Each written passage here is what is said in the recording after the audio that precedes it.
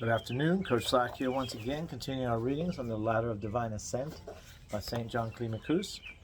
There's an icon at the beginning of this step. Says St. John Climacus, instructor of monastics through the ages.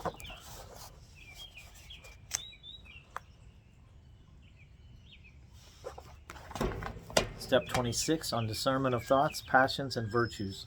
Discernment in beginners is true knowledge of themselves. In intermediate souls, it is a spiritual sense that faultlessly distinguishes what is truly good from what is of nature and opposed to it.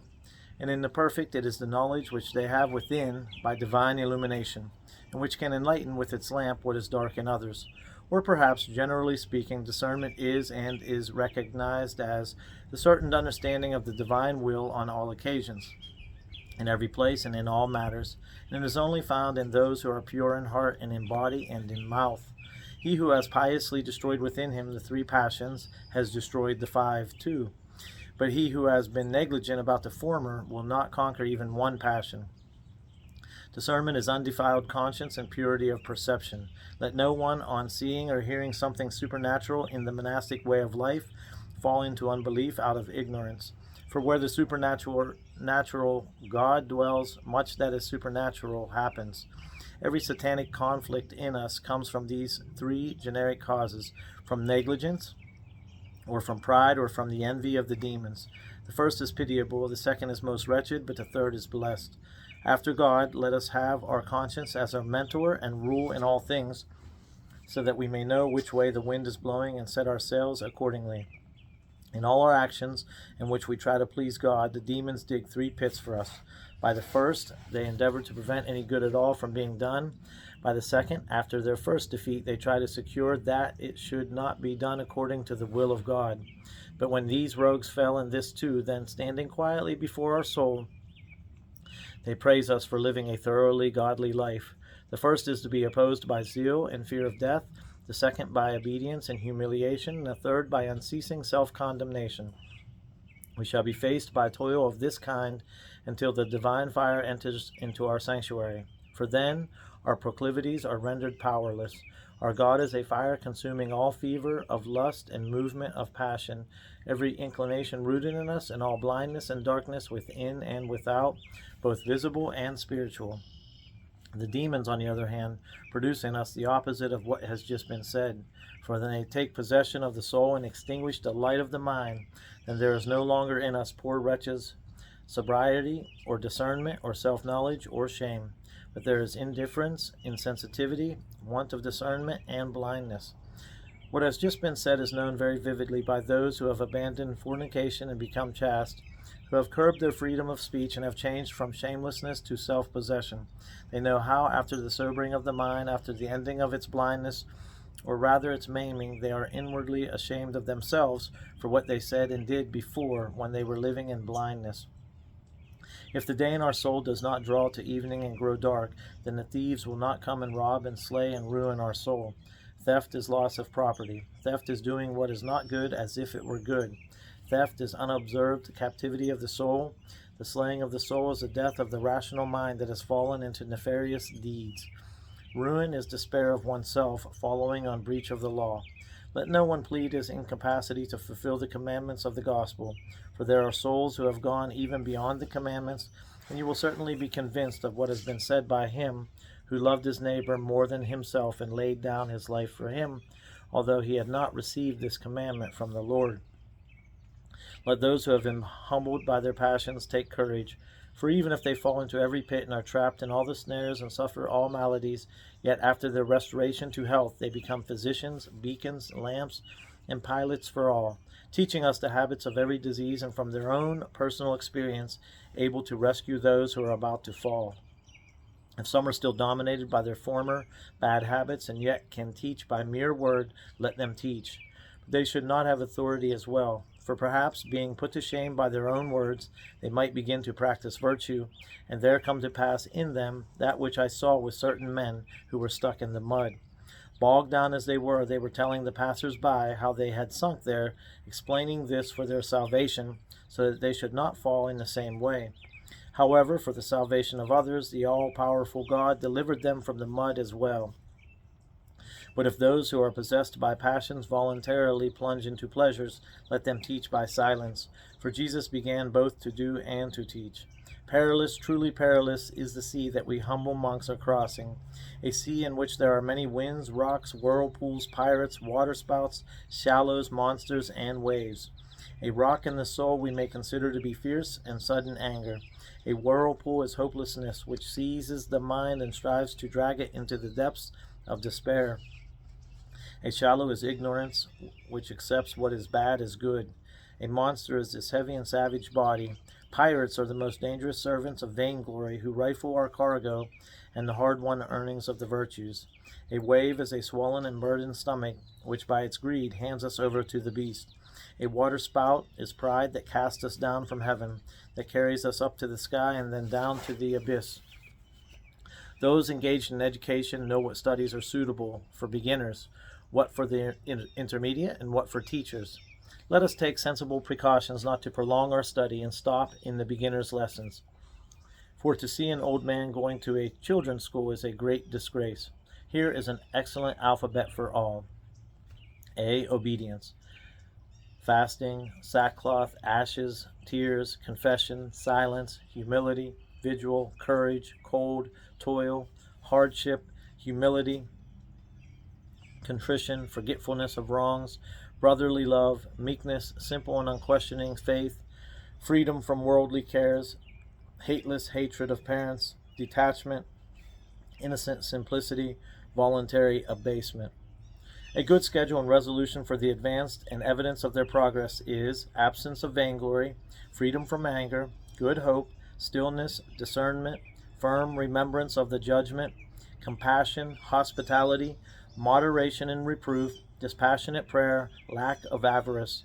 And here is a standard rule and law for those in the flesh who are piously aiming at perfection in spirit and body: an unfettered heart, perfect love, a well of humility, a detached mind, an indwelling of Christ, inviolability of the light of prayer, an abundance of divine illumination, a longing for death, a hatred of life, flight from the body, an intercessor for the world, a forcer of God, a fellow worshipper with angels, an abyss of knowledge, a house of mysteries, a keeper of secrets, a savior of men, a god of demons, a lord of the passions, a master of the body, a governor of nature, a banishment of sin, a house of dispassion, with the Lord's help an imitator of the Lord. We have need of considerable vigilance when the body is sick. The demons, seeing us laid low and temporarily incapable of entering into the struggle with them, owing to our infirmity, try to attack us fiercely at such times. The demon of irritation and sometimes of blasphemy hovers round those living in the world in a time of illness. And the demon of gluttony and fornication attacks those living outside the world if they have an abundance of all necessities. But if they are living in ascetical places bereft of all consolation, then the tyrant of despondency and ingratitude is constantly sitting with them. I noticed that the wolf of fornication added to the sufferings of the sick, and during their actual sufferings produced in them movements of the flesh and emissions. And it was astounding to see how the flesh rages and burns with desire amidst violent agonies. And I looked again and saw men lying in bed, who were then and there comforted by the divine power or by a sense of compunction. And by this comfort they warded off the pain and reached such a frame of mind in which they never wanted to get rid of their sickness. And again I turned and saw those suffering severely, who by illness were delivered from the passions of their soul, as if by some penance. And I glorified him who cleansed clay by clay. A noetic mind is certainly wrapped in noetic perception, since it is both in us and not in us. Let us never cease to seek it. When it makes its appearance, the outward senses of their own accord cease their natural action. Knowing this, one of the wise said, "And thou shalt obtain a perception of the divine." The monastic life in regard to deeds, words, thoughts, and movements must be lived with heartfelt perception. Otherwise it will not be a monastic life, let alone an angelic life. The providence of God is one thing, his help is another, and his protection another. The mercy of God is another, and his consolation another. Providence is displayed in all nature, help only in the faithful, protection in the faithful who truly have faith, mercy in those who serve God, and consolation in those who love him. Sometimes what serves as a medicine for one is poison for another, and sometimes something given to one and the same person at a suitable time serves as a medicine, but at the wrong time it is a poison. I've seen an unskilled physician who, by subjecting to dishonor a sick man who was contrite in spirit, only drove him to despair. And I have seen a skilled physician who operated on an arrogant heart with the knife of dishonor and drained it of all its evil smelling pus. I've seen one and the same sick man sometimes drink the medicine of obedience and move, walk, and not sleep in order to cleanse his impurity, and sometimes, when the eye of his soul was sick, remain still and silent. He who has ears to hear, let him hear. Some, I know not why, for I have not learned to pry conceitedly into the gifts of God, are by nature, I might say, prone to temperance, or stillness, or purity, or modesty, or meekness, or contrition. But others, although almost their own nature itself, resist them in this. To the best of their power force themselves, and though they occasionally suffer defeat, yet, as men struggling with nature, they are in my opinion higher than the former. Do not boast, man, of the wealth you have obtained without labor, for the bestower, foreseeing your great hurt and infirmity and ruin, at least saves you to some extent by those unmerited gifts. Instruction in childhood, education, and studies either help or hinder us in virtue and in the monastic way of life when we come of age. Angels are a light for monks, and the monastic life is a light for all men. Therefore, let monks strive to become a good example in everything, giving no occasion for stumbling in anything in all their works and words. For if the light becomes darkness, how much darker will be that darkness, that is, those living in the world. If you will listen to me, you who are willing to do so, it is better for us not to diversify ourselves and divide up our poor soul in doing battle with thousands and 10,000s of 10,000s of enemies. For it is not in our power to comprehend or even to discover all their hosts. With the help of the Holy Trinity, let us battle with 3 against 3. Otherwise we shall make much toil for ourselves. If he who turneth the sea into dry land really abides in us, then our Israel too, that is, the mind that beholds God, will certainly cross this sea untossed, and will see the Egyptians sunk in the waters of tears. But if he has not yet made his abode in us, who will stand the roaring of the waves of this sea, that is, of our flesh? If through our activity God arises in us, his enemies will be scattered, and if we draw near to him by divine vision, those who hate him will flee from before his face and ours. Let us try to learn divine truth more by toil and sweat than by mere word, for at the time of our departure it is not words but deeds that will have to be shown. Those who hear of treasure hidden in a certain place seek it, and having discovered it, take trouble to keep what they have found. But those who get rich without trouble readily squander their possessions. It is difficult to overcome former bad habits, and those who keep on adding further new ones to them either fall into despair or get no benefit at all from obedience. But I know that to God all things are possible, and to him nothing is impossible. Certain people asked me a question difficult to solve, and which is beyond the powers of anyone like me, and is not to be found in any of the books that have reached me. For they said, what are the particular offspring of the 8 deadly sins? Or which of the 3 chief sins is the father of the other 5 minor sins? But by pleading praiseworthy ignorance as regards this difficulty, I learnt from the holy men the following. The mother of lust is gluttony, and the mother of despondency is vainglory. Sorrow, and also anger, are the offspring of those 3. For example, cupidity, sensuality, ambition, and the mother of pride is vainglory. In reply to this statement of those ever memorable fathers, I begin again earnestly to ask them to tell me about the pedigree of the 8 sins, which exactly are born from which. And these dispassionate men kindly instructed me, saying, the irrational passions have no order or reason, but they have every sort of disorder and every kind of chaos. And the blessed fathers confirmed this by convincing examples and supplied many proofs, some of which we are including in the present chapter, that by them, as regards the rest, we may be enlightened.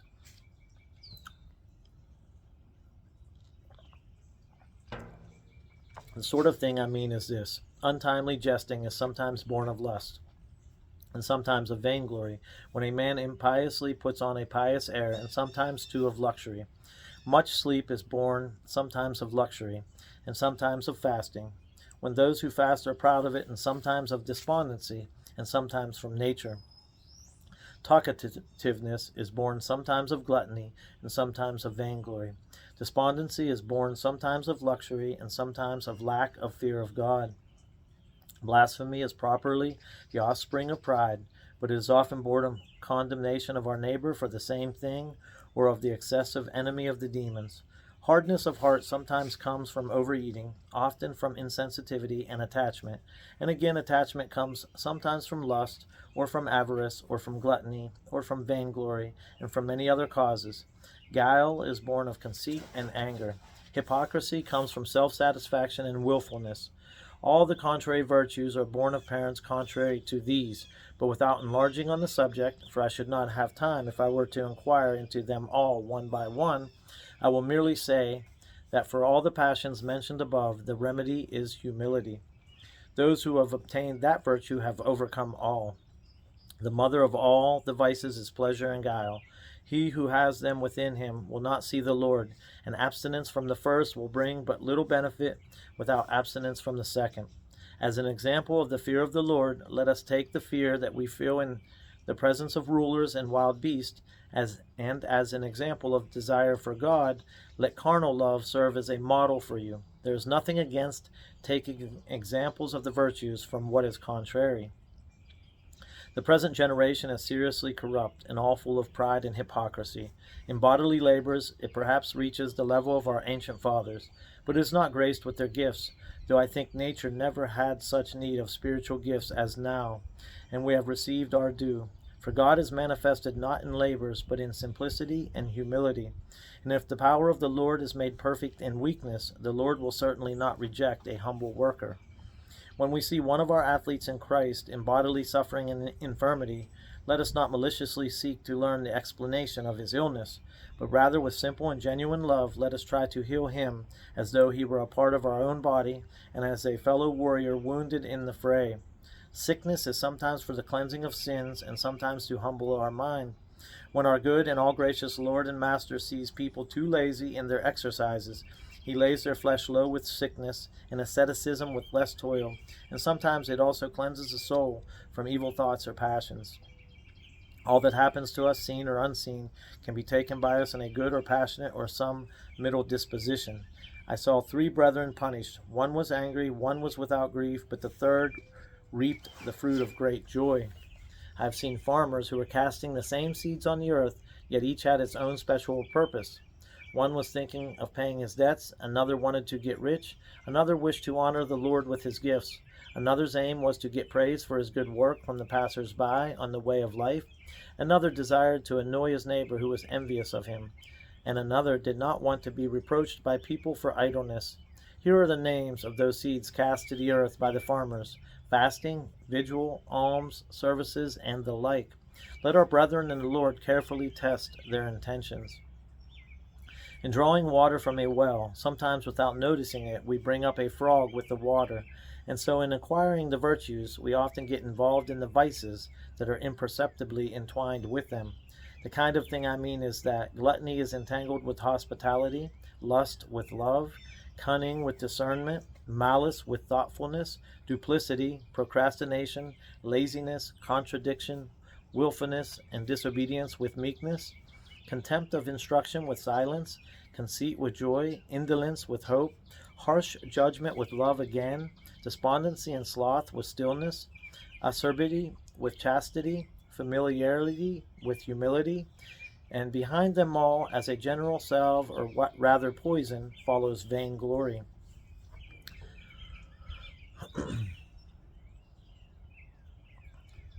We should not be distressed if, in asking the Lord for something, we remain for a time unheard. It would have pleased the Lord if all men in a single moment had become dispassionate. However, his foreknowledge told him that this would not be for their good.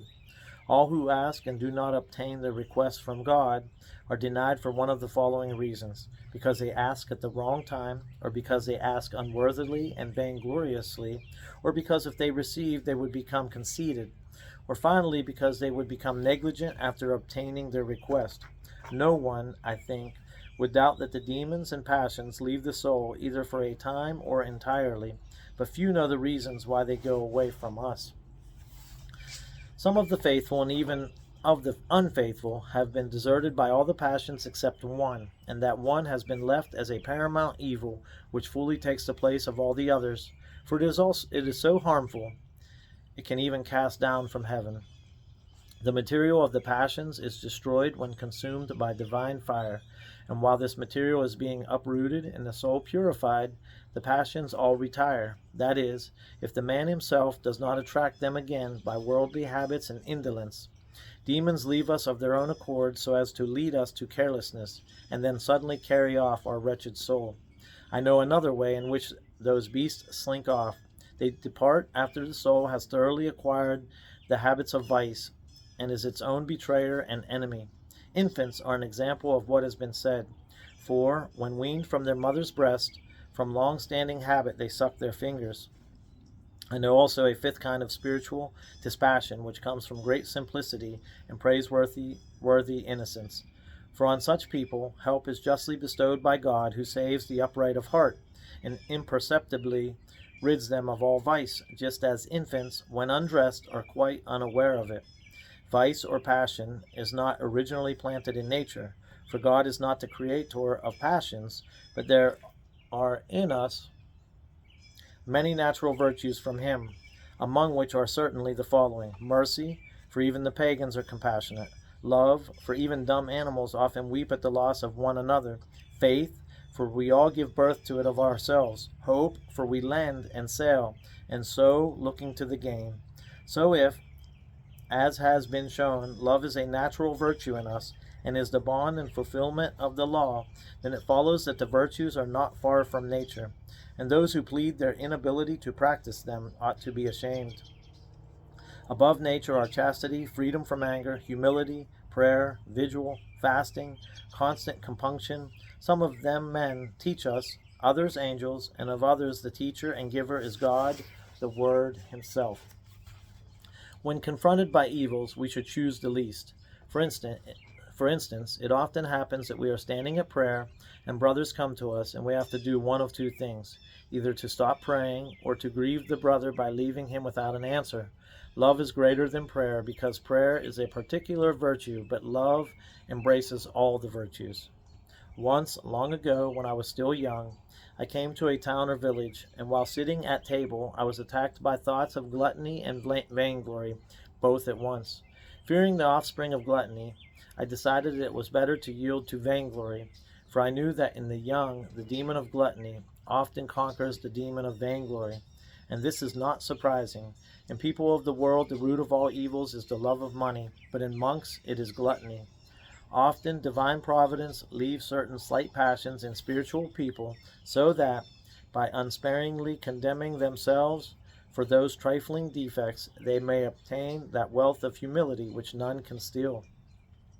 It is impossible for those who have not first lived in obedience to obtain humility, for everyone who has learned an art on his own fancies himself. The Fathers state that the active life consists in two virtues of the most general kind, fasting and obedience. And rightly, for the first destroys sensuality, and the other reinforces this destruction with humility. That is why mourning also has a double power, for it destroys sin and produces humility. To the pious it is natural to give to everyone who asks, and to the more pious to give even to him who does not ask, but not to demand a thing back from the person who took it, especially when they have the chance, and characteristic perhaps only of the dispassionate. In every passion, and also in the virtues, let us critically examine ourselves. Where are we? At the beginning, or in the middle, or at the end? All the attacks which we suffer from the demons come from three causes: from sensuality, or from pride, or from the envy of the demons. The last are blessed, the middle are pitiful, but the first are failures to the end. There is a certain feeling, or rather habit, called endurance of hardship. He who possesses it will never be cowardly, nor avoid labor. Upheld by this glorious virtue, the souls of the martyrs easily despised their tortures. The guarding of the thoughts is one thing, and the custody of the mind is another. As far as the east is from the west, so much higher is the latter than the former, and it is more laborious. It is one thing to pray for deliverance from bad thoughts, another to contradict them, another to despise and disregard them. Of the first way he bears testimony who said, O God, be attentive unto helping me. The second, he who said, So shall I give an answer to those who reproach me. And again, Thou hast made us a gainsaying among our neighbors. Of the third, the witness is the psalmist. I was dumb and opened not my mouth, and I set a guard for my mouth when the sinner stood up against me. And again, the proud have transgressed exceedingly, but from thy divine wisdom have I not declined. He who stands on the middle step will often make use of the first of these means through being taken unawares. But he who stands on the first step is not in a position to ward off his enemies by the second means. And he who has reached the third step spurns the demons altogether. Naturally, it is impossible for a bodiless being to be confined by a body, but for a person who has God, everything is possible. Just as those whose sense of smell is healthy can tell who has hidden perfumes, so the pure soul can recognize in others both the fragrance which he himself has attained from God and the stench from which he has been freed, though this is imperceptible to others. It is impossible for all to become dispassionate, but it is not impossible for all to be saved and reconciled to God. Take care that you be not mastered by Philistines, those thoughts which urge you to be inquisitive about the ineffable judgments of divine providence, or the visions that people have, which secretly suggest that the Lord is partial, for they are the offspring of self-esteem and are known as such. There is a demon of avarice which often apes humility, and there is a demon of vainglory, and one of sensuality too, which both urge to almsgiving. However, if we are clear of them both, we should not stint our deeds of mercy wherever we are. Some have said that the demons work against demons, but I know that they all seek our destruction. Our own strong desire and intention, with God's cooperation, precede every spiritual labor, both visible and mental. For if the first has not paved the way, the second is apt not to follow. If there is a time for everything under heaven, as Ecclesiastes says, and by the word everything must be understood what concerns our holy life, then if you please, let us look into it, and let us seek to do at each time what is proper for that occasion. For it is certain that, for those who enter the list, there is a time for dispassion and a time for passion. I say this for the combatants who are serving their apprenticeship. There is also a time for tears and a time for hardness of heart. There is a time for obedience, and there is a time to command. There is a time to fast and a time to partake. There is a time for battle with our enemy, the body, and a time when the fire is dead, a time of storm in the soul and a time of calm in the mind, a time for heartfelt sorrow and a time for spiritual joy, a time for teaching and a time for listening, a time of pollutions, perhaps on account of conceit, and a time for cleansing by humility, a time for struggle and a time for self-relaxation, a time for stillness and a time for undistracted distraction, a time for unceasing prayer and a time for sincere service. So let us not be deceived by proud zeal and seek prematurely what will come in its own good time.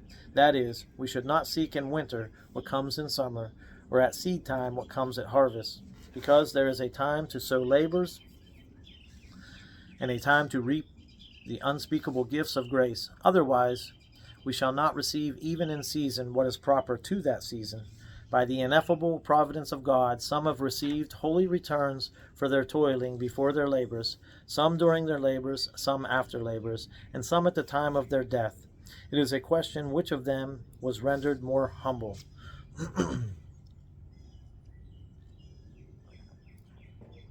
There is a despair that is the consequence of a multitude of sins, of a burdened conscience.